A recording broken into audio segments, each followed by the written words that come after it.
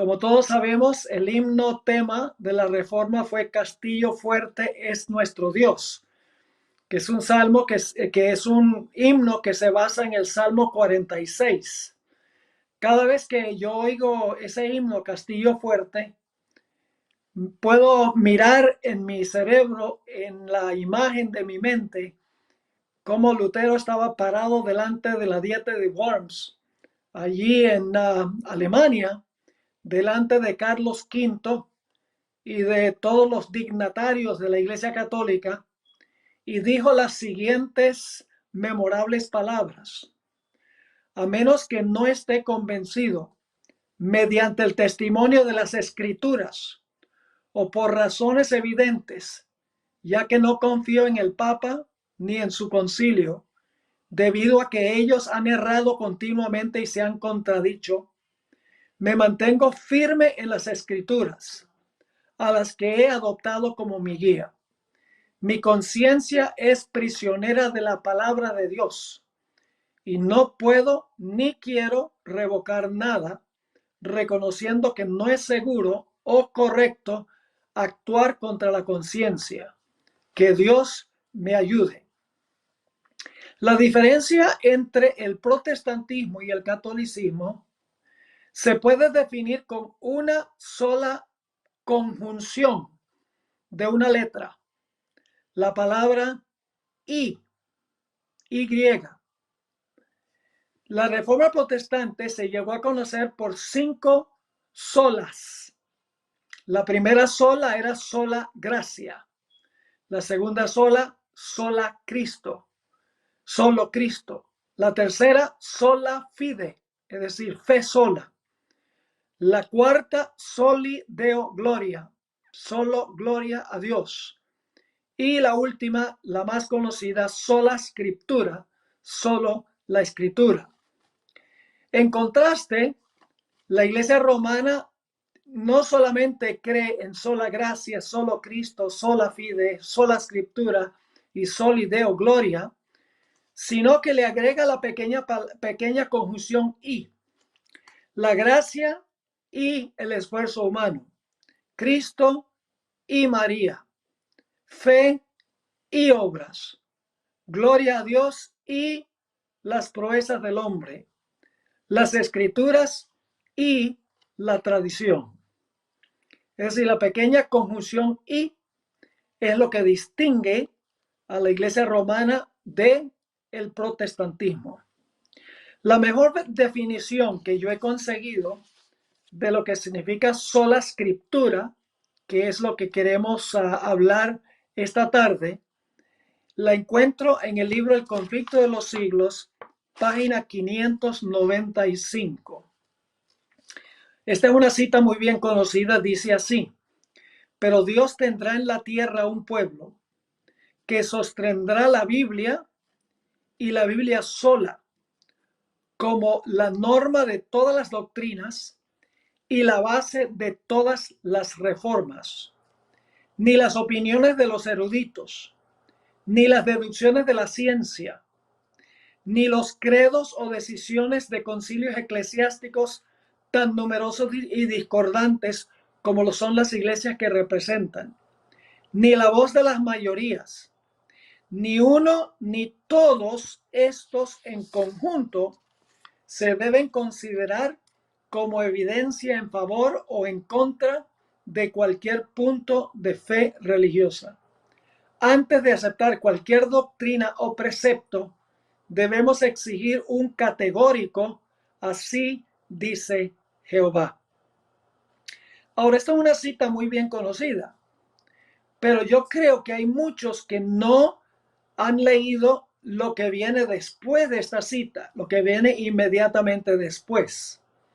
En la misma página 595, inmediatamente después que termina la cita, un categórico, así dice Jehová, aparece esto: Satanás trata continuamente de fijar la atención en los hombres, en lugar de atraerla hacia Dios. Lleva a la gente a aceptar como sus guías a los obispos, pastores y profesores de teología, en vez de estudiar las Escrituras para saber por sí mismos cuáles son sus deberes. Luego, ahora viene lo serio de esto, luego al controlar las mentes de estos líderes, es decir, de los obispos, pastores y profesores de teología, puede también influir sobre las multitudes según le plazca, porque la gente confía implícitamente en sus obispos, en sus pastores y en sus profesores de teología, y por lo tanto lo que ellos dicen, ellos creen que es absolutamente correcto. Ahora, Cristo, nuestro ejemplo, nuestro gran ejemplo, confirma estas declaraciones que menciona la hermana White. Jesús tuvo que enfrentar muchos conflictos con los teólogos de su época y con los ministros de su época. La pregunta clave es cómo se enfrentó Jesús a estos conflictos. ¿Apeló Jesús alguna vez a la tradición rabínica o citó a los eruditos para defender sus enseñanzas? El hecho es, mis queridos hermanos y hermanas, que Jesús nunca citó a un erudito para defenderse cuando había conflictos. Siempre Jesús citó la palabra de Dios escrita. En la época de Jesús, los eruditos se regían mayormente por tradiciones que supuestamente habían sido enviadas de generación en generación por Moisés oralmente, pero que nunca fueron escritas. El Señor Jesucristo nunca citó una tradición oral que supuestamente había sido transmitida a través de las generaciones. Jesús siempre citó la Biblia como autoridad. Ahora, el Señor Jesucristo no asistió a las escuelas de su época. El Señor Jesucristo recibió instrucción de parte de su madre, libre de las tradiciones de los eruditos. Pero Jesús conocía muy bien la palabra de Dios. Quiero leer una cita que se encuentra en un libro en inglés del Espíritu de Profecía. Lamentablemente no está en español, se llama La Historia de Jesús, página 30. Yo traduje la cita. La hermana White aquí explica cómo recibió Jesús su instrucción. Dice, por medio del Espíritu Santo, Dios mismo le dio instrucciones a María sobre cómo criar a su hijo. María le enseñó a Jesús de las Escrituras, quien aprendió a leerlas y a estudiarlas por sí mismo. Así que dice aquí que María le enseñó a Jesús de las Escrituras y que Jesús aprendió a leerlas y a estudiarlas por sí mismo. Ahora, cuando Jesús entraba en conflicto con los líderes espirituales, María se agobiaba mucho, porque ella quería que Jesús y los eruditos estuvieran de acuerdo. En otra cita, que también está en inglés, la busqué en español, no está en ninguna fuente en español, en la revista Signs of the Times, que significa en español Señales de los Tiempos, agosto 6, 1896, la hermana White escribió, cuando los sacerdotes y gobernantes vinieron a María para persuadirla que obligara a Jesús a acatarse a sus ceremonias y tradiciones, ella se vio muy turbada. Pero la paz y la confianza volvían a su turbado corazón cuando su hijo le presentaba las declaraciones claras de las Escrituras que respaldaban sus prácticas. De modo que Jesús defendía sus enseñanzas y prácticas apelando a las Escrituras del Antiguo Testamento. Nunca citó a un erudito, nunca citó una tradición que supuestamente había sido transmitida oralmente de generación en generación. La hermana White también escribió una cita que se encuentra en Consejos para los Maestros 4:46 y 4:47 que dice lo siguiente: Los educadores de aquellos días se referían a Jesús y a Juan, es decir, a Juan el Bautista, como ignorantes.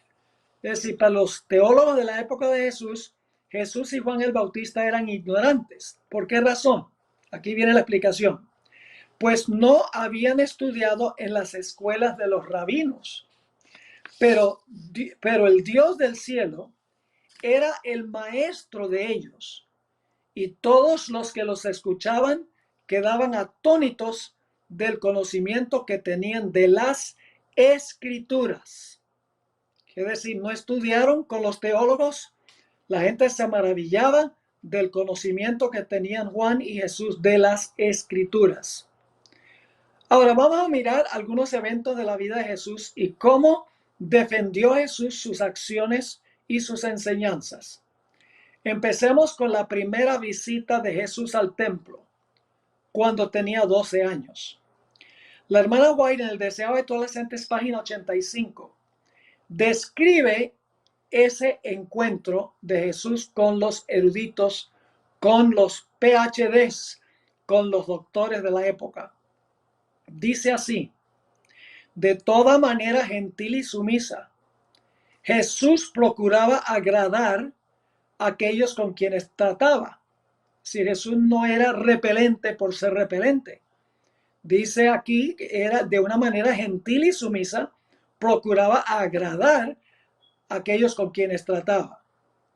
Porque era tan gentil y discreto, los escribas y ancianos suponían que aceptaría fácilmente la influencia de su enseñanza. Le instaban a recibir las máximas y tradiciones que habían sido transmitidas desde los antiguos rabinos. Pero él exigía como autoridad la santa palabra escrita. Estaba dispuesto a escuchar toda palabra que procede de la boca de Dios, pero no podía obedecer a lo inventado por los hombres. Jesús parecía conocer las escrituras de comienzo a fin y las presentaba con su verdadero significado. Los rabinos se avergonzaban de ser instruidos por un niño. Sostenían que incumbía a ellos explicar las escrituras y que a él le tocaba aceptar su interpretación.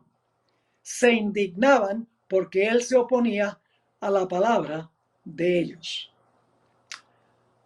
Desde los 12 años hasta el momento cuando Jesús comenzó su ministerio, hay muy poco registrado en las escrituras. Solamente en Lucas el capítulo 2 dice que el niño crecía y se fortalecía en gracia para con Dios y para con los hombres. No tenemos mucha información de ese periodo entre los 12 y los 30 años. Pero cuando Jesús comenzó su ministerio, el Señor Jesucristo demostró cuál era su autoridad. Fue llevado por el Espíritu al desierto y Satanás se enfrentó a él. Hubo un conflicto en el desierto. ¿Cómo se enfrentó Jesús al conflicto? Ustedes lo saben. Jesús recién se había bautizado antes de ir al desierto. En el bautismo había escuchado la voz de su padre: este es mi hijo amado, en quien tengo complacencia.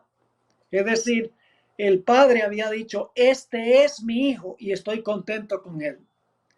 Pero ahora viene Satanás y le dice a Jesús: si eres el Hijo de Dios, convierte estas piedras en pan. Jesús lo detectó inmediatamente, porque Satanás dijo: si eres el Hijo de Dios. Pues Jesús estaba pensando: en mi bautismo mi padre dijo que yo era el Hijo de Dios. Así que si este dice: si eres el Hijo de Dios, no puede ser mi padre, porque él ya dijo que lo soy. ¿Cómo le contestó Jesús a Satanás cuando Satanás dijo que convirtiera las piedras en pan? Ustedes lo saben. Jesús respondió, esto en Mateo 4:4, escrito está, y luego cita Deuteronomio 8:3. Escrito está: no solo de pan vivirá el hombre, sino de toda palabra que sale de la boca de Dios. Jesús enfrentó a Satanás con la palabra escrita. En la segunda tentación ya Satanás aprendió algo de la primera. Él dijo, a Jesús le gusta citar las escrituras. Así que en la segunda tentación, Satanás le cita el Salmo 91 a Jesús. Vamos a leer en Mateo, el capítulo 4, la segunda tentación. Entonces el diablo le llevó a la santa ciudad y le puso sobre el pináculo del templo. Y le dijo, si eres el Hijo de Dios, échate abajo, porque escrito está, a sus ángeles mandará acerca de ti, y en sus manos te sostendrán para que no tropieces con tu pie en piedra. Ahora, Satanás citó solo parte del versículo. La parte que no citó es la que dice, te guardarán en todos tus caminos. Ahora, si Jesús hubiera saltado del pináculo del templo, no hubiera estado obedeciendo a Dios. Y por lo tanto los ángeles no podrían haberlo protegido.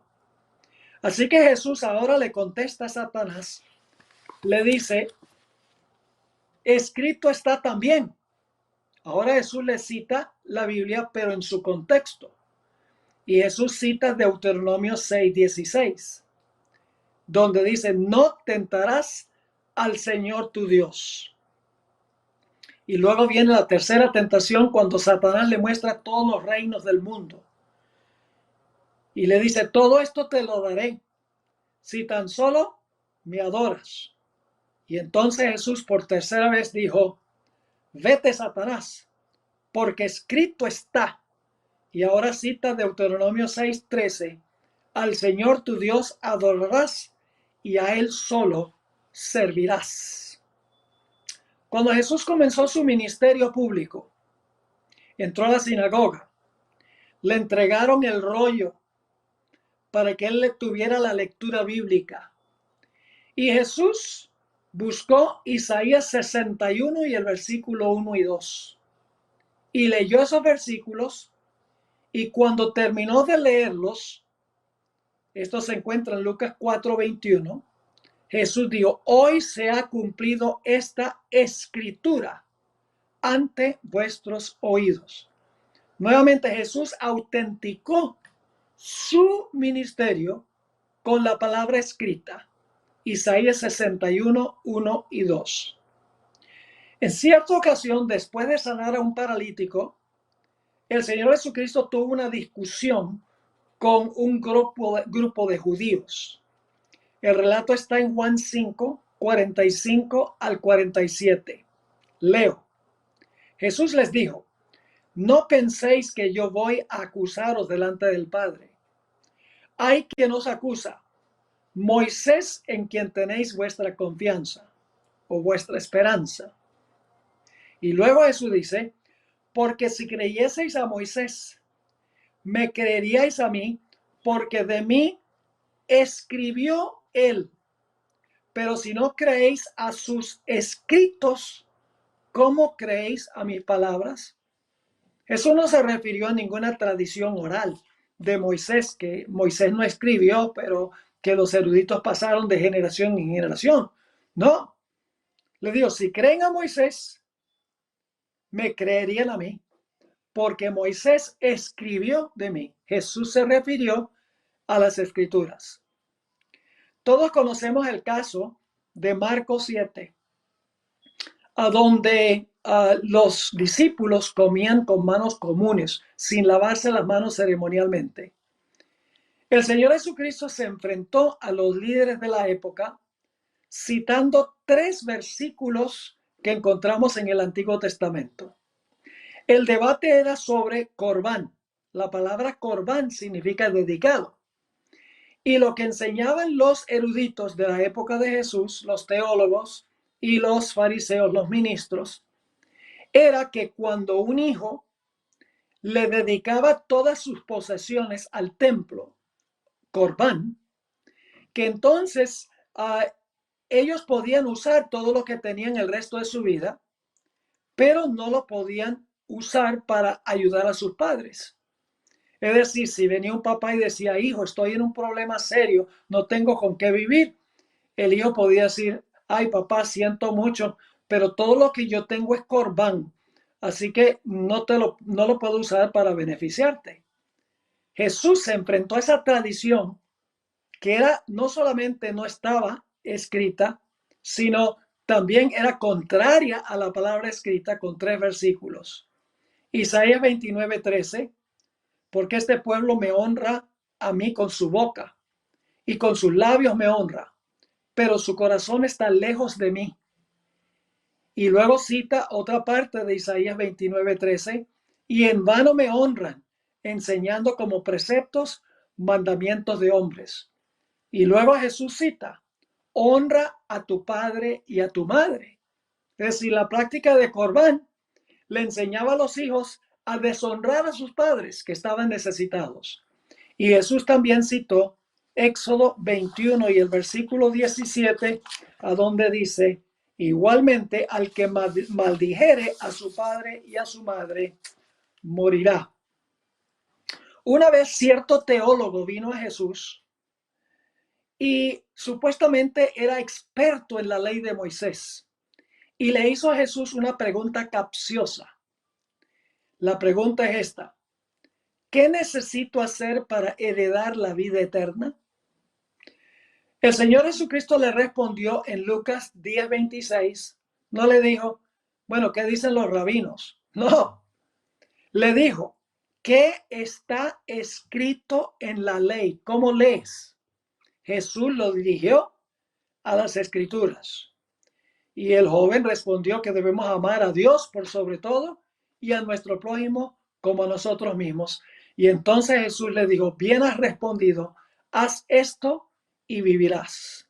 Nuevamente Jesús se enfrentó a este experto con la palabra escrita. Una vez acusaron a Jesús porque decían, según Moisés, toda persona necesita tener 2 testigos para creerle, pero tú solamente das testimonio de ti mismo, le dijeron a Jesús.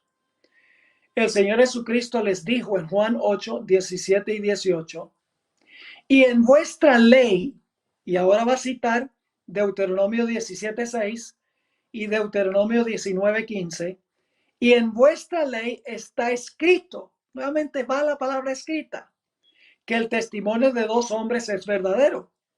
Y entonces Jesús dice, yo soy el que doy testimonio de mí mismo y el Padre que me envió da testimonio de mí. Es decir, 2 dan testimonio de mí, yo y mi Padre. En cierta ocasión sus discípulos iban por un campo recogiendo espigas en sábado. Y claro, inmediatamente los expertos en la ley, los ministros y los teólogos, acusaron a Jesús por no regañar a sus discípulos. ¿Cómo se enfrentó Jesús a esto? Con las escrituras. En Mateo 12 y el versículo 3 al 5 dice, pero él les dijo, no habéis leído, y ahora va a citar 1 Samuel 21:6, no habéis leído lo que hizo David cuando él y los que con él estaban tuvieron hambre, cómo entró en la casa de Dios y comió los panes de la proposición que no les era lícito comer ni a él ni a los que con él estaban, sino solamente los sacerdotes. Y luego da otra cita, o no habéis leído en la ley, nuevamente tiene que ver con las escrituras, no habéis leído en la ley, y ahora va a referirse a Números 28, 9 y 10, como en el día de reposo los sacerdotes en el templo profanan el día de reposo y son sin culpa porque ofrecían el doble de sacrificio los sábados y eso no era quebrantar el sábado. Encontramos luego que el Señor Jesucristo una vez tuvo una disputa sobre el divorcio. Los expertos vinieron y le dijeron a Jesús, ¿es verdad que uno puede repudiar a su mujer por cualquier causa? Y el Señor Jesucristo les respondió, no con su opinión, sino con las escrituras. Noten Mateo 19 y el versículo 4 al 6. Y él respondiendo les dijo, ¿no habéis leído? Y ahora va a referirse a Génesis 2:24. ¿No habéis leído que el que los hizo al principio, varón y hembra los hizo, y dijo, por esto el hombre dejará padre y madre y se unirá a su mujer, y los dos serán una sola carne. Así que no son ya más dos, sino una sola carne. Por tanto, lo que Dios juntó, no lo separe el hombre. Nuevamente Jesús en esta controversia citó las escrituras, no tradición, sino la palabra escrita. Cuando Jesús entró triunfalmente a Jerusalén sobre el asno, los niños empezaron a alabar a Jesús, diciendo, Hosana al Hijo de David, que viene entrando en Jerusalén. Y los fariseos regañaron a los niños y le dijeron a Jesús, ¿cómo es que tú dejas que los niños canten eso? ¿Cómo les contestó Jesús? Jesús les dijo, las escrituras anunciaron que esto iba a pasar. Mateo 21:16. Y le dijeron, ¿oyes lo que estos dicen? Y Jesús les dijo, nunca leísteis, ahora cita Salmo 8:2, nunca leísteis de la boca de los niños y de la boca de los que maman perfeccionaste la alabanza. Es decir, lo que están haciendo los niños, ya las escrituras lo predijeron. Cuando Jesús purificó el templo de los mercaderes, defendió lo que hizo con las escrituras. En Mateo 21:13 dice, y les dijo, escrito está, Isaías 56:7, mi casa, casa de oración será llamada, mas vosotros la habéis hecho cueva de ladrones.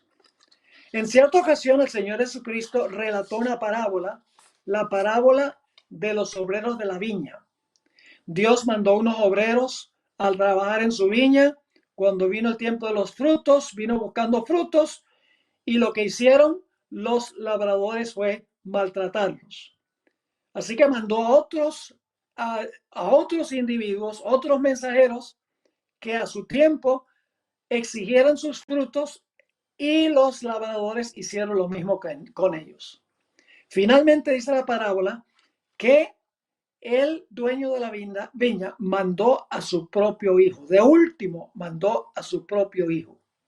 Y entonces Jesús les preguntó a los que estaban allí, ¿qué creen ustedes que va a hacer Dios con esos que rechazaron los dos mensajes y el mensaje del hijo? Oh, ellos tenían una respuesta inmediata.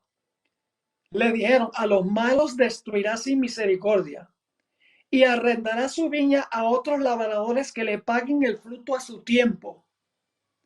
Y entonces Jesús ahora cita las escrituras para que ellos puedan entender que ellos mismos se condenaron. En Mateo 21 y el versículo 42 dice, y Jesús les dijo, ¿nunca leísteis en las escrituras la piedra que desecharon los edificadores ha venido a ser la cabeza del ángulo? El Señor ha hecho esto y es cosa maravillosa en nuestros ojos. Nuevamente, Jesús usó las escrituras para resolver un conflicto. Una vez hubo una disputa en cuanto a la resurrección, un conflicto entre Jesús y los saduceos que no creían en la resurrección. Los saduceos le trajeron a Jesús un caso hipotético que no sucedería en la vida real, pero querían meter a Jesús en una situación difícil. Ustedes conocen la historia, había 7 hermanos, se fueron muriendo uno por uno, y el que siguiente se casaba con la mujer de ese y se casaba con la mujer de ese. Finalmente, los saduceos le preguntan a Jesús, dime, Señor Jesús, ¿de quién será esposa, de cuál de los 7 hermanos será esposa esa mujer? Parecía que Jesús estaba en una situación difícil. ¿Cómo respondió Jesús? Con las escrituras. Marcos 12, 24 al 27 dice, entonces respondiendo Jesús les dijo, ¿no erráis por esto? Porque ignoráis las escrituras y el poder de Dios. La razón por la cual Jesús dijo el poder de Dios es porque Dios tiene poder para resucitar y los saduceos no creían en la resurrección. Así que Jesús dice, ¿No erráis por esto, porque ignoráis las Escrituras y el poder de Dios? Porque cuando resuciten los muertos, ni se casarán, ni se darán casamiento, sino que serán como los ángeles que están en los cielos. Pero respecto a los muertos, a que los muertos resucitan, ahora fíjense, ¿no habéis leído en el libro de Moisés cómo le habló Dios en la zarza? Está citando Éxodo 3:6, diciendo: yo soy el Dios de Abraham, el Dios de Isaac y el Dios de Jacob. Dios no es Dios de muertos, sino Dios de vivos.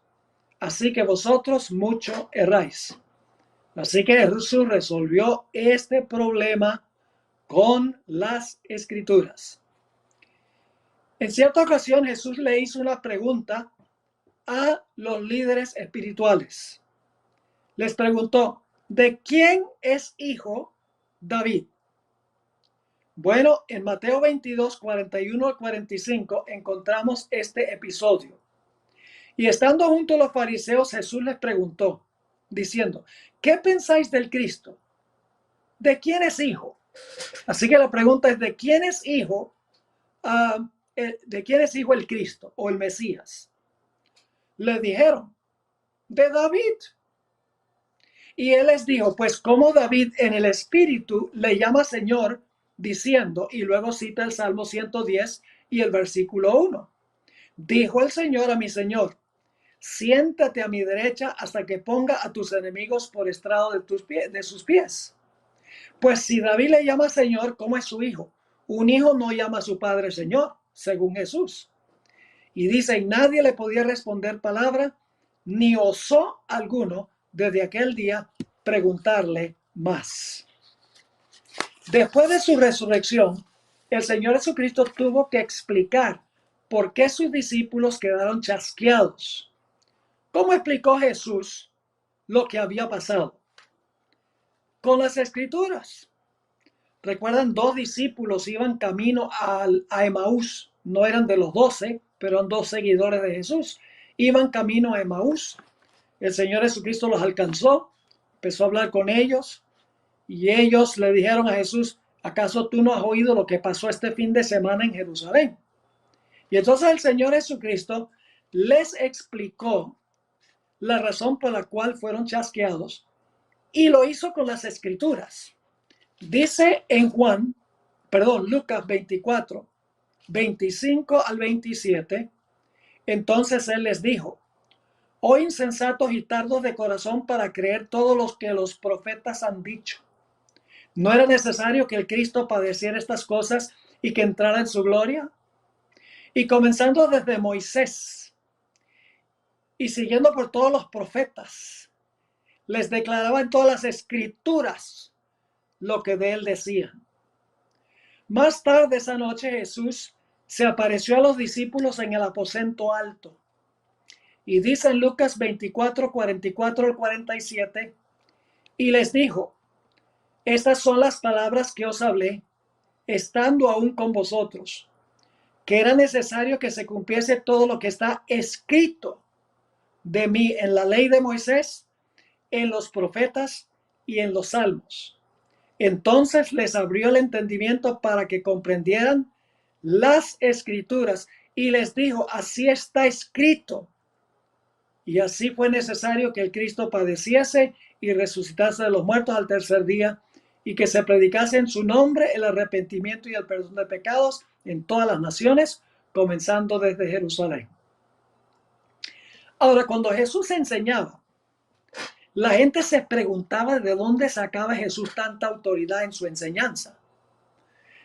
Después de enseñar algunas parábolas que se encuentran en Mateo 13, Jesús relató varias parábolas, entre las cuales está la parábola del sembrador.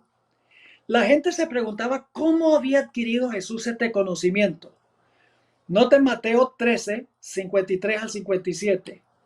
Aconteció que cuando terminó Jesús estas parábolas, se fue de allí, y venido a su tierra, les enseñaba en la sinagoga de ellos, de tal manera que se maravillaban y decían: ¿de dónde tiene esta sabiduría y estos milagros?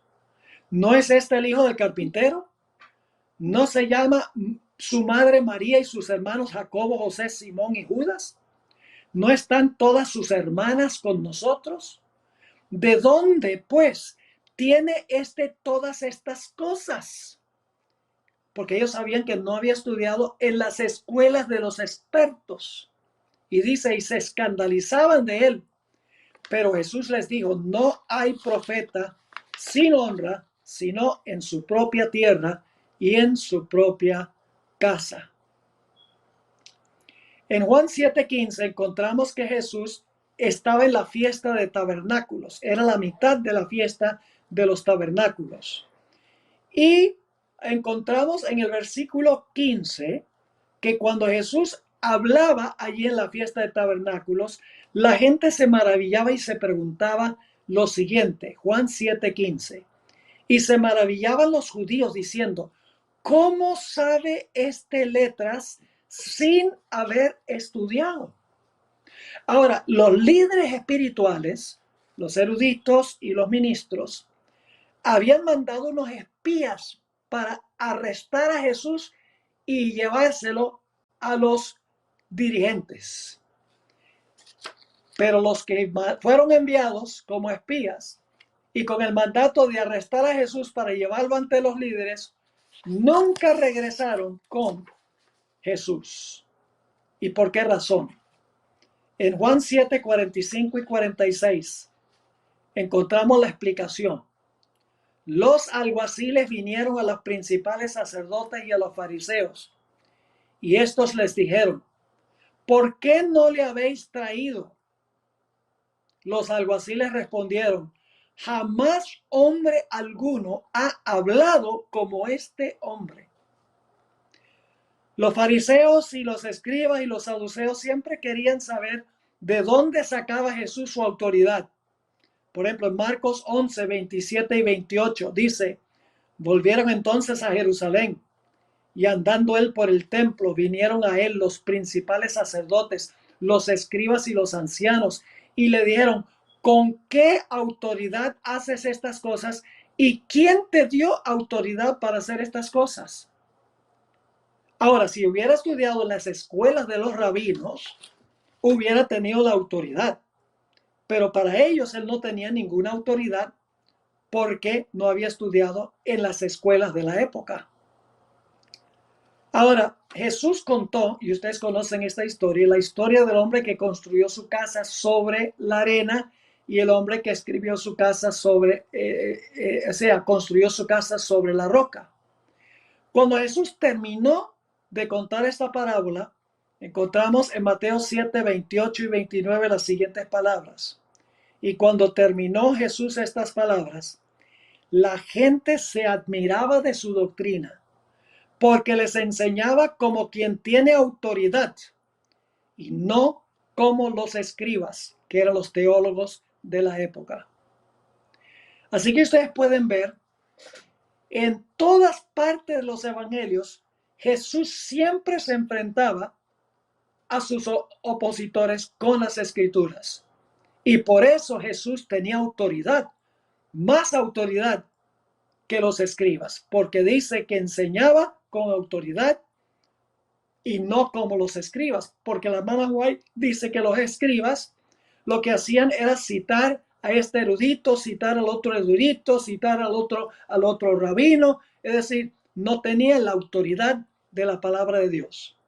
Ahora, puede ser que se pregunten por qué razón es que yo he compartido este material que ustedes conocían muy bien. Tal vez no se habían dado cuenta la cantidad de veces que Jesús usó las escrituras para resolver conflictos y para enfrentarse a sus enemigos. Pero yo les quiero decir por qué razón compartí este mensaje con ustedes. En el capítulo Nuestra única salvaguardia en el conflicto de los siglos, la hermana White enfatiza que cuando nosotros tengamos que dar respuesta de nuestra fe en la crisis que nos espera, nuestra única fuente de autoridad, nuestra única esperanza se encuentra en un así dice Jehová, en la palabra escrita. Quiero leerles un par de citas para terminar y luego vamos a tomar algunas preguntas. Esta cita que voy a leer no se encuentra en una fuente en español. Lamentablemente falta mucho por traducir al español, pero yo la traduje. La hermana White escribió: ahora no nos parece posible que alguno de nosotros que tendrá que comparecer solo ante las autoridades. Si a nosotros no nos parece posible que algún día tenemos que comparecer solos ante las autoridades. Pero luego dice ella: pero si alguna vez Dios ha hablado por mi intermedio, llegará el tiempo cuando seremos llevados ante concilios y ante miles de personas, o escuchen, solos, ante miles de personas. Y luego dice: para dar testimonio por causa de su nombre. Y cada uno tendrá que dar razón de su fe. Luego vendrá la crítica más severa sobre cada posición que se ha tomado en favor de la verdad.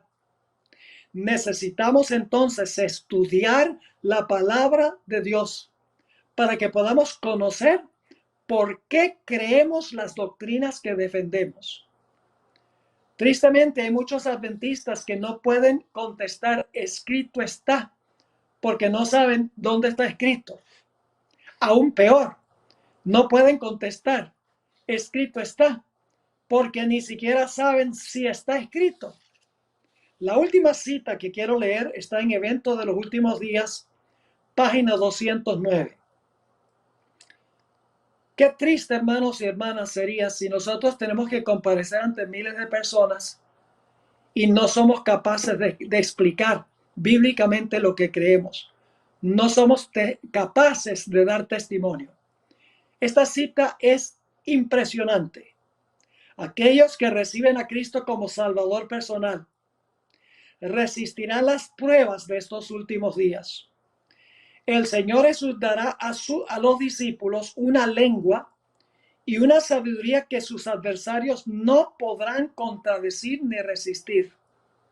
Aquellos que por razonamiento no podrían vencer los engaños satánicos darán un testimonio positivo que confundirá, ahora escuchen bien, a hombres supuestamente doctos de los labios de los iletrados, es decir, los que no han estudiado teología. Saldrán palabras con tal poder, convincente y sabiduría que se producirán conversiones a la verdad. Miles se convertirán bajo su testimonio. Imagínense, hermanos y hermanas, el gran privilegio que tendremos de, por el poder del Espíritu Santo, ver la conversión de miles de personas, porque conocemos la palabra y podemos dar razón de nuestras doctrinas y de nuestra fe. Así que, hermanos y hermanas, estudiemos las Escrituras. No crean que cuando llegue el momento y estemos ante un magistrado, el Espíritu Santo va a venir y enchufarnos los versículos de la Biblia en nuestra mente. No, el Espíritu Santo no aprueba la pereza. Tenemos que meter la palabra en la mente y luego el Espíritu Santo nos lo traerá a la memoria y nos dará sabiduría para explicar correctamente la palabra.